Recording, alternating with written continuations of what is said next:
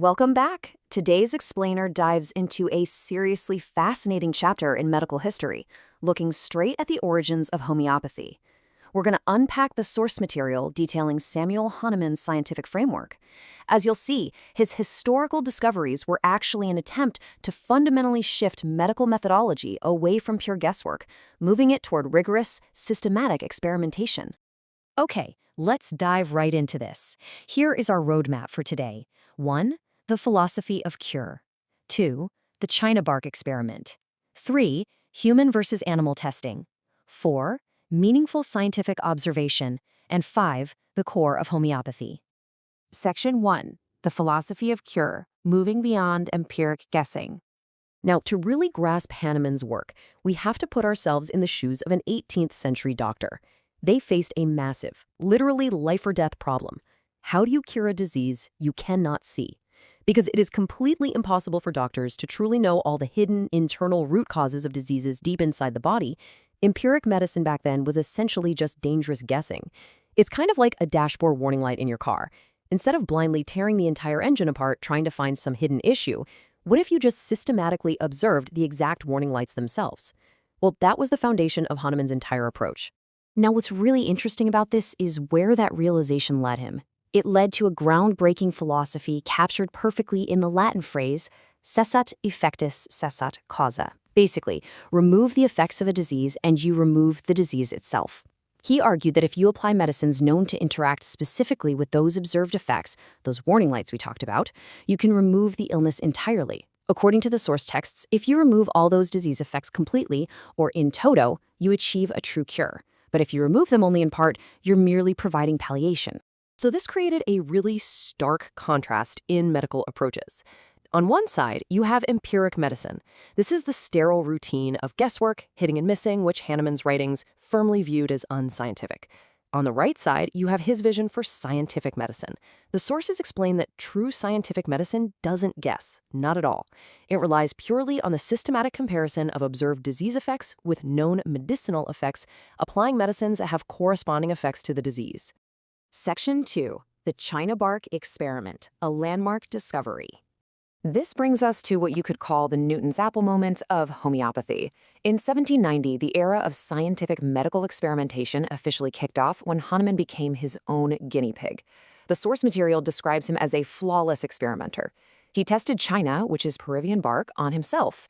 He literally took 4 drachms of it twice a day until it actually induced paroxysms of chill and fever in his own healthy body. Since he had previously cured similar fevers with this bark, he drew a massive scientific inference. Peruvian bark cures intermittent fever precisely because it produces those exact same symptoms in a healthy person. So the crucial point here is the sheer scale of what followed.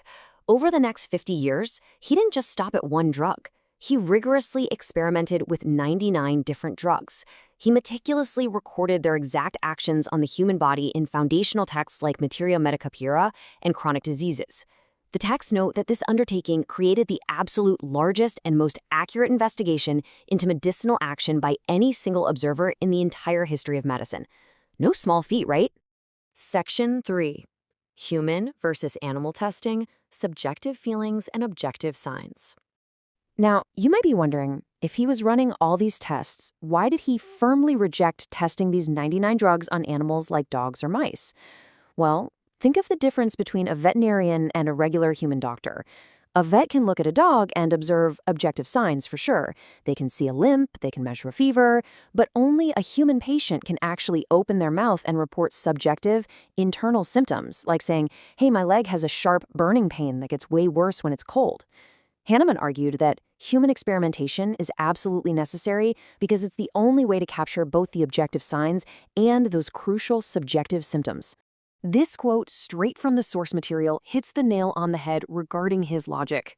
Can the human experimenter record the subjective feelings of dogs and cats and rats and mice when the animals cannot communicate to his understanding their subjective feelings?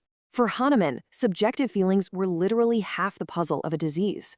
If you want to find corresponding symptoms for humans, you have to use human subjects.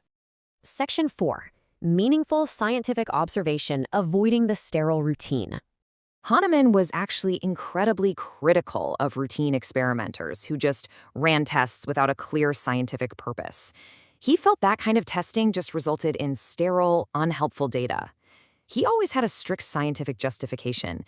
He wasn't just throwing spaghetti at the wall to see what stuck. He was baking a very specific cake. Step 1 was observation, perceiving the contrast between health and disease. Step 2 was synthetic induction, which means classifying those observed effects by resemblances to form a core concept. And step 3 was analytic deduction, taking those propositions and verifying them through rigorous human testing. Section 5, the core concept of homeopathy, systematizing the science. So, let's bring this all together. By observing the effects of that Peruvian bark on his own body, Hahnemann conceptualized a principle he defined as the symptom similarity of drugs and tissues. He named this clear scientific induction homeopathy. Essentially, you're treating medically curable diseases by finding a drug that produces symptoms similar to the disease itself. It's a lot like fighting an out-of-control fire with a highly targeted, highly controlled backfire.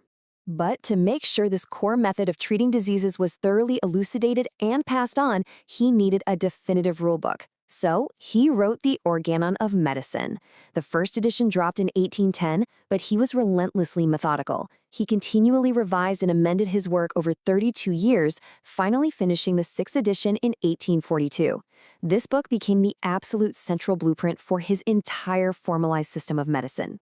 So, I want to leave you with a final, slightly provocative thought.